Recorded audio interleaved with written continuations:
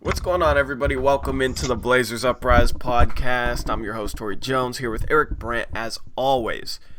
Today, this is a pregame show because we got tip-off of Blazers against the Orlando Magic in about 30 to 35 minutes from now. So this is going to be a little shorter podcast, but we'll be able to get picks against the spread out of the way before games start, which is rare, which is cool.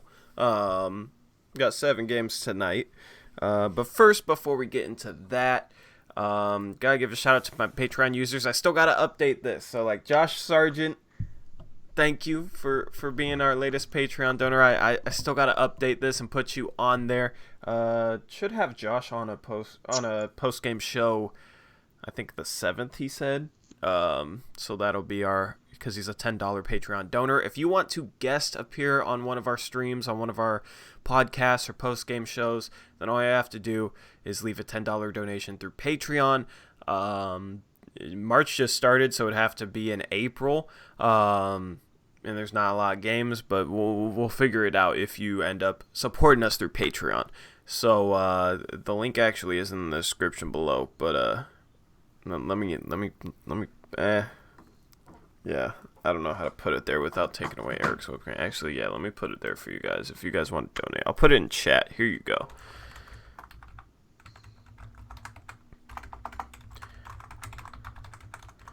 Thank God I type fast. All right, boom. All right, there it is. If you guys want to donate through Patreon, thank you to everybody who does, as I said. So, other than that, we will have the post-game show tonight. That'll be approximately 6:30 p.m. The game starts at 4, so 2.5 hours, usually what an NBA game is.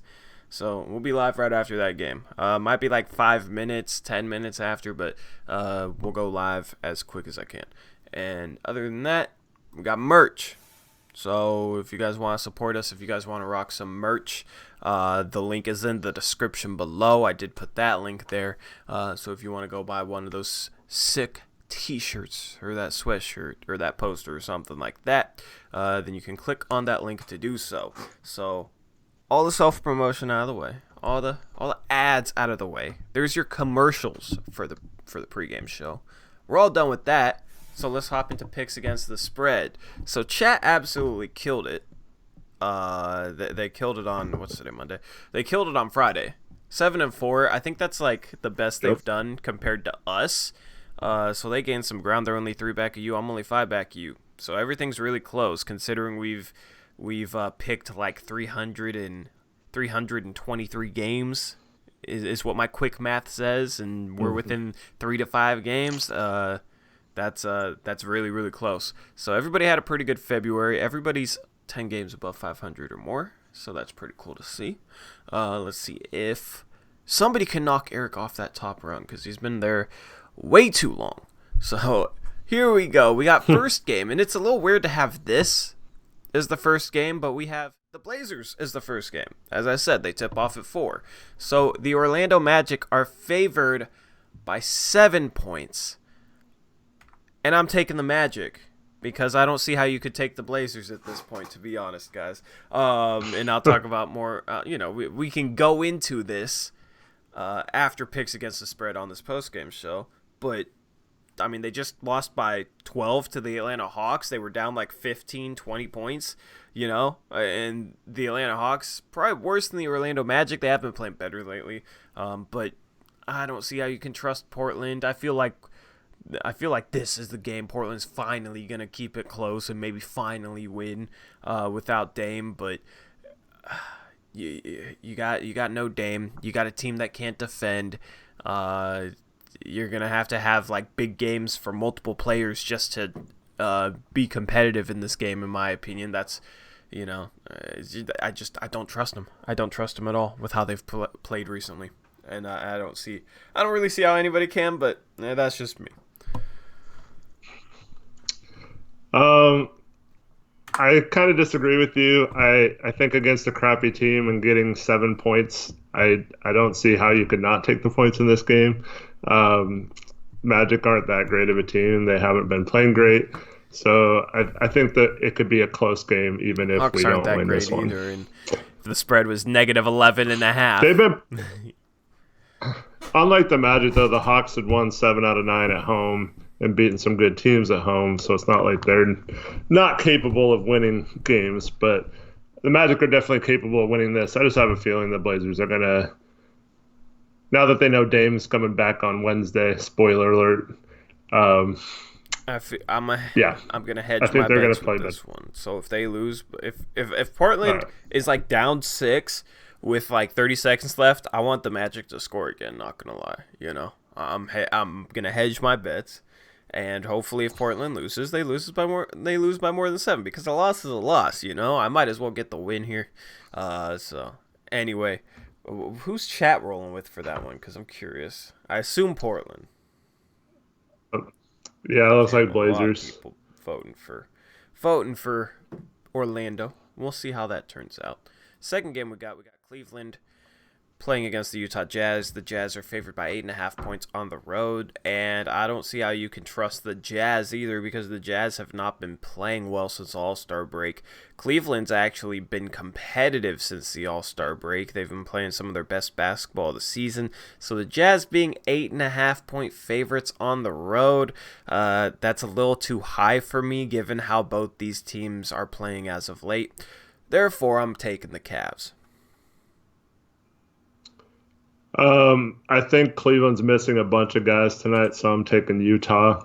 I think they're just a better team, and they need this win to kind of get back in the race for the 4th through 7th spot.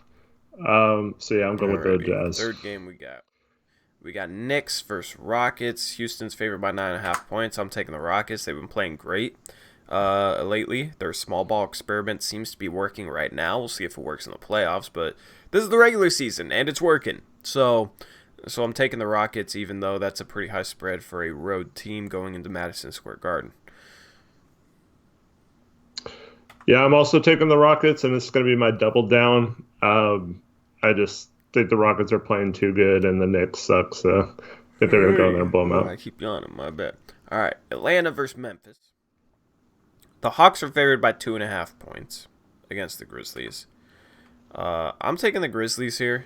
The Hawks have been playing good at home, but the Grizzlies literally just beat the Lakers, a full-strength Lakers team at home. The Grizzlies have kind of been struggling lately, but they just played one of their best games of the season. So I think they come in here and they keep it very, very tight. And in my opinion, probably win this game. I'm taking Atlanta, like you just said. They've been playing good at home. They've beaten some good teams at home. Memphis is still without both their big guys. Um, yeah, I like the way Atlanta's been playing lately, and Yeah, Memphis has we're kind of disagreeing struggled. on a lot here. I know this could be a major swing night. Miami, Milwaukee. Milwaukee's only favored by 2.5 on the road. I was kind of surprised about that, so I'm taking the Bucks here. The Heat have kind of struggled since adding Andre Iguodala, Jake Crowder. They reshuffled a bit, and it's not really paying off yet. We'll see if it pays off down the line. But Milwaukee only being 2.5 favorites, I think you gotta take the Bucks.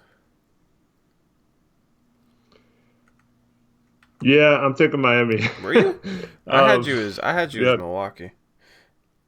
Oh, you're taking nope. Miami. All right, Eric's taking Miami. I'm check. I'm gonna. Nope, No, I set you Heat. whatever. This spread's now up to 4.5 for Milwaukee. Milwaukee, I think, played yesterday, if I'm not mistaken. Um, so yeah, I like them to go into Miami, and they're kind of about a 500 team against the top teams in the East right now this season. So I think Miami All is right. going to get it done tonight. Oh, I gotta turn off my ringtone, but you'll like this patchwork. Here you go. Here's this on the fly patchwork for you. No, it's gonna be way too slow. There, Eric's Heat. Eric's a giant ball of heat. There you go. All right, next game we got Chicago, Dallas. Dallas is favored by 3.5 points. I'm doubling down on the Mavericks against the Bulls. I heard Kristaps Porzingis might not play. That doesn't really matter to me. The Mavericks are a better team. They have by far the best players. So Doncic didn't play oh. yesterday either. I miss I don't know if he's playing you tonight, that one time you sent me players who were out and stuff when I was making these. I actually liked that. I actually appreciated that. But I'm doubling down on the Mavericks regardless because the Bulls suck. So. All right, I'm also taking Dallas. Yeah, I think they're a way better I'm making team. these graphics. I'm trying to churn them out fast. I'm not really like pouring over stuff. But I mean, you're really showing your lack of NBA following along lately, with not knowing who played yesterday, not knowing who's injured. I pay attention to scores, have to tell but I you. don't really pay attention. I pay a lot more attention on days where we play picks against the spread. So that's the thing. On a Sunday, I was dealing with I was dealing with more important stuff than to follow along with a Dallas Mavericks, whoever else box score type of thing, So, but yeah, I had no idea he didn't play. But I mean, even without those guys, Seth Curry's balling out. Like even without, they could be missing Porzingis and Doncic, and I still feel confident with Dallas here. Yeah, that's true. That's why I went with them anyway. But just for when I send you the picks the night before, like a lot of the spreads are different or aren't on the board yet because they don't know who's playing. So that's why it's hard to give you all that information the night before because it's not readily available until an hour before the game in most situations. All right. Last game we got Indiana going into San Antonio. They're favored by 2.5 on the road. I'm going to take the Pacers here. This was a hard game to pick, but the Pacers are the better team, and it's pretty much a toss-up, so I'm taking Indiana. Yeah, I'm going to take San Antonio just because they're at home, and I don't really like the way the Pacers have been up and down, so I'm hoping they have a down game tonight. But this is a tough one to pick. So there is... We have 5 of the 7 games different. Yeah, we do. And then Dallas, the one we have the same as I'm doubling down, and then the other one we have the same. You're doubling down. So, alrighty, we'll see how this works out tonight. We'll probably tie somehow. So do you want to pick someone to do their double down? We have the Houston, New York, the Milwaukee, Miami, and the Dallas, Chicago were all the votes for one side. Randall Pink. So they're all even. Let's do Randall Pink Floyd. Who do you want to double down on? Let me know. That is who I'm rolling with for the double down. We need it's okay. There you go. R.I.P. Blazers. Thank you for breaking that tie there. He's going with the Mavericks. He's going with me. So hopefully Doncic plays tonight. We'll see if that happens. So anyway, Anthony Tolliver signed a 10-day contract today. Former Blazer. Signed a 10-day contract with the Memphis Grizzlies, so the team we're chasing in the standings. So, we're kind of screwed now, now that the Grizzlies picked him up, because he's going to exact his revenge, and he's going to, pop off. All the Duck homers will want us to pick up Jordan Bell now, because they had to cut him to sign Anthony Jordan Tolliver. Bell to sign Anthony Tolliver? I don't know. He must suck. He's not good, but Tolliver isn't good either, I mean, Tolliver's worse than Bell, so that surprises me. That they did that. I was wondering who they could. I know Tolliver sucked this year, and he wasn't great 3-point shooter last year, but they do need some shooting. Percentage, I think, is down to like 30%. Like he was awful with Sacramento. That's crazy to me. I just said he sucks this year, and he's been bad. He was bad last year, but theoretically, I'm just trying to think of why. What? Yeah. But yeah, so. Anyway, I thought that was interesting. Lakers working out Deion Waiters, J.R. Smith. They want a washed-up inefficient scoring guard that can't do anything else and can't defend. I guess that's what the Lakers are looking for right now. So they'll get that with Dion Waiters or J.R. Smith. I'm not a fan of either of those players at this point in their careers, but the Lakers are looking to shuffle the deck a little bit.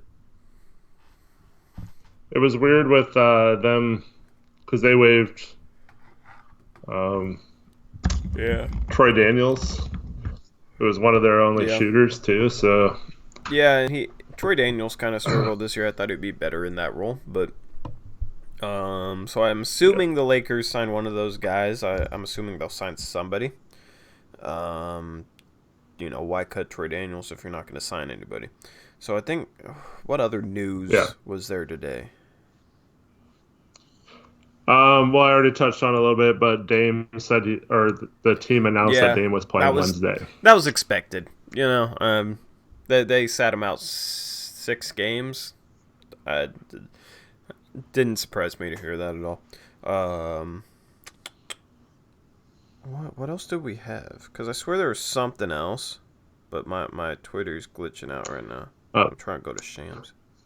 Patriotic Truth News asks, is anyone looking at Cousins? If we signed him, would we get his bird rights? No, we would have no bird rights to him, so it wouldn't really make sense to sign him other than possibly getting him in and having him like being around the guys and wanting to re-sign here in the offseason. But yeah, it really doesn't give us any advantage next year in terms of signing him. When Nurkic comes back, he's not going to play, if Nurkic comes back. So it doesn't really make a ton of sense. Yeah, you have to have somebody signed under contract for 3 years. They can be signed with their first team for 2 years, then traded, and then play for you for a third year, and then you get their bird rights. Like, their rights can be traded with them.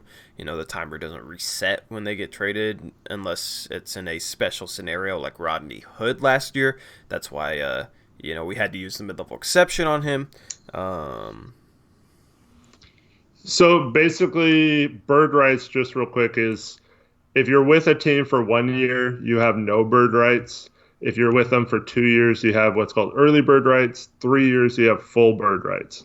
And then bird rights just means you can sign them to go over the cap without having cap space to do so. So like this summer, we have full bird rights on Hassan Whiteside because he's on a 4-year contract, even though, like Tori just said, he was on Miami for most of that contract. He was traded as part of that contract. Whereas if Hood was traded, he was only on a 1-year deal if he opts out. So then you would have no bird rights on him because he signed a separate contract from his previous one. But yeah, so full bird rights is really important because like this offseason, we don't need cap space to sign Whiteside. We could sign him anywhere from a minimum contract to a maximum contract. Whereas like if you sign Cousins, the most we could offer him is our mid-level exception. Or if we didn't have the exception available, it would be like just a minimum contract basically.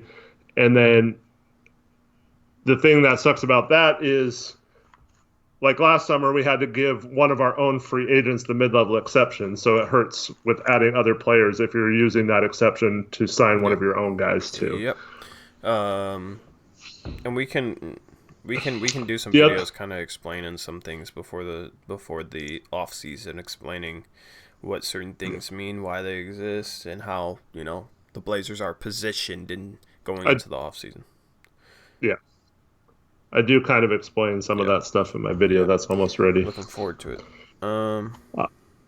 There was one other news. So Curry's been practicing with the G League team for Golden State. And that just goes to my point the other last podcast to where if we had a G League team and Nurk's complaining about not having practice time, like we could send him down to our affiliate and have him run with our G League team, but we don't have one. So if Nurk's return is going to be delayed by the fact that we're one of only 2 teams in the NBA without its own G League affiliate, that's going to be kind of ridiculous. Yeah. Like that's a frustrating reason. So So Andre asked, will Rodney have early or full bird rights? So if he opts out of this contract this summer, he has a player option for 6 million for next year. If he opts out, we'd actually have his early bird rights, which means you can sign him to the it's like 105% or something of the average player salary, which is usually around the mid-level exception. So just slightly more than the mid-level exception, which is be around 10 million this summer. It's kind of risky to do so because if he opts out with that injury, who knows what kind of offers he'll get this summer. So most likely what'll happen is he'll opt in and then we'd have his full bird rights because he would have been with the team for 3 years then the following summer, and then he can sign for whatever he wants, and then hopefully he's healthy enough to prove that he's back on the court and has recovered from his injury. Yep. So anyway, after this podcast, the game will go live at halftime. If you want some entertainment, make sure to check out the mailbag I just dropped. Make sure to ask a question in there. I actually, enjoyed making a video. I hadn't made a video in like a month, so make sure to go check that out. Had some pretty good questions for this mailbag. So I also worked probably just as long on the thumbnail as I did editing the video for that, but thought the thumbnail was pretty cool. So at halftime, that's your halftime entertainment, guys. I thought the video was great. Good job. Appreciated. Other than that, we got Peeps and Plaid podcast. If you guys haven't checked that out, I'm just looking at my videos here, man. Yeah, we got Peeps and Plaid. We got that, and then we'll have the post game show. So you got some content coming in. We'll have a video in the next week that's like 10 college prospects to watch. That could be relevant to the Portland Trail Blazers in terms of us scouting them, in terms of us possibly drafting them come June. So I will have that since March Madness is about to ramp up. Conference tournaments are about to ramp up. So I'll have a video based off that. If you have any other video ideas, leave them in the comment section of the mailbag. Or leave them in the comment section of this podcast, not the live chat, because it's harder to, it's a lot easier to read it if it's in a comment section instead of like scrolling back through a live chat. Because I've been trying to just come up with some video concepts because I do want to kind of get back to my roots, so to say. So, other than that, well, as you mentioned in the mailbag, it'll be a lot easier once the season's over and the post game shows aren't happening. Yeah, and our podcast probably won't. During playoffs, it might be same schedule, but after playoffs, it might. I don't know. I don't know exactly what I'm gonna do. But this game tonight, so Portland playing Orlando here in about 10 minutes. What is your keys to the game for the Trailblazers, Eric? What do they need to do in order to get this win tonight? Well, my first key would be to play like you actually want to win the game, because I haven't felt like that lately. So I just want to see them playing this game like their playoffs are on the line tonight. Like I mentioned earlier, hopefully having the news that Dame will be back to save them on Wednesday means that they'll put a little more emphasis on this game, knowing that Dame could help them make that final playoff push if that's what they're going for, which is obviously what they're going for. But yeah, I just don't want to see them come out in a funk and be lazy on defense, not close out, not box out. I saw some great box out stats today. Like Portland's by far last in the league in box outs per game. Man. Yeah, I saw that. That's ridiculous. Like you gotta hold your players accountable for boxing out. It needs to be such a point of emphasis that there's no way they're last. You know what I mean? There's no way they should be last if you're holding them accountable for it and really pounding it into their head, box out. Because a lot of times, we don't have a good defense. But when we do play good defense, we screw it up by giving up offensive rebounds. You know, and part of that is Hassan Whiteside. That's why I said his rebounding numbers are overrated, because he does give up a lot of offensive rebounds because he doesn't box out. You know what I mean? He'll still get 14 rebounds a game or whatever, but he gives up rebounds. You know, that's the thing with Nurkic. He'll get like 12 and a half rebounds a game, but like there's a lot of plays where he'll box out, help somebody else get a board, and he doesn't really give up offensive rebounds anywhere near close to the rate that Whiteside does. So that's the thing.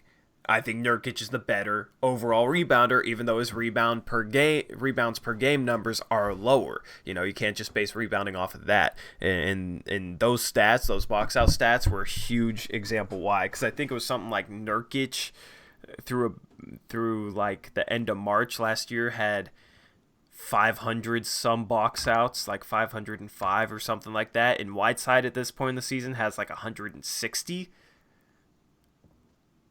Has like 3 times less. Yeah, it's hard to compare like season to season. That's ridiculous. But yeah, it's Nurkic, obviously like, a lot less. through about the same amount of time played, had about 3 times as many box outs. That's ridiculous. That should not be the case, you know. And you can see it. You can see it watching these guys play, man. Watch Hassan Whiteside when shots go up. I know, you know, when you're watching a basketball game, you're gonna watch the ball to see if it goes in or not. But on possessions tonight, watch Hassan Whiteside when the ball goes up. He doesn't really turn to box out. He watches the ball fly through the air, which is something you're not supposed to do. It's something you learn actually very early when you play basketball. So if you guys played like in elementary school or something, or especially middle school, once you get to that age, you guys were probably told to find a man, put a body on someone, box out, instead of watching the ball fly through the air. Why do you need to watch the ball fly through the air? It doesn't accomplish anything. But Whiteside, that's what he does. So watch for it tonight, because he does it. He does it. You'll be able to see it. It's very frustrating to watch, to be honest, because it's a very basic thing that players should be doing, and Whiteside and really the rest of the team don't do it. And then, just because Chad's been talking about this, Aaron Gordon is officially out tonight. Okay. And obviously, Aminu and Jonathan Isaac have been out most of the year as well. So they're missing 3 of their 4, or actually all 4, because Okiki's out too. But I mean, he's not even signed though. No, I know. I'm saying like Orlando has been stockpiling those like small forward / power forward like guys. They got Frazier's kind of like that, yeah. So most of those guys are out tonight. Those are the kind of guys that usually hurt us. It's fine. Markelle Fultz will hit like 6 threes against us because we don't guard the 3-point line. Markelle Fultz 25%, and then after the game, after leaving him wide open, Terry Stotts will be like, well, how did Markelle Fultz shoot tonight? Well, he's a 25% 3-point shooter, so that's not our fault. He just overachieved shooting threes tonight. You know, just like Treveon Graham, just like other crappy shooters that always have good 3-point shooting games against us because we don't guard the 3-point line. Like, we don't guard the 3-point line, and then we don't box out on the inside, and it's like, what the hell are we doing? Honestly, like, anyway. Gary Trent can't flourish with Melo and Whiteside on the team. I disagree. A lot of his flourishing comes from just catch and shoot and playing defense, and those catch and shoot opportunities will always be there, and he can always play defense. You got anything you want to leave with? We should just start doing? Any question in chat, just be like, I'm gonna have to check the film. What do you mean? Stotts last game. He wasn't able to answer questions about his the own game. Team. That was so ridiculous, man. Because I reacted to that before you got on the post-game show. I forgot. Yeah, that was so ridiculous. Like, how do you not know what happened in the game you just coached in? Like, that was the worst like post-game press conference I've ever seen from Stotts, man. If you guys, my ESPN ringtone is still going off. It's not for the Blazers playing, it's for Duke playing against I don't even know. Anyway, so we'll wrap up this podcast since game's about to tip off. We'll catch you guys after the game. Sorry, Okay, I'm good. I was anyway.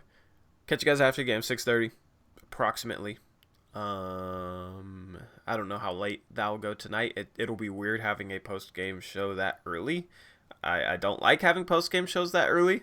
I'd rather them be later or whatever. But they'll probably go for like an hour and a half or so, 2 hours. I don't know. I'll probably get in the gym after that and get some shots up and whatnot. So anyway, game's about to tip. We'll catch you guys later. Go check out that mailbag at halftime if you want. And with that being said, I'm out of here. Peace out. Go Blazers.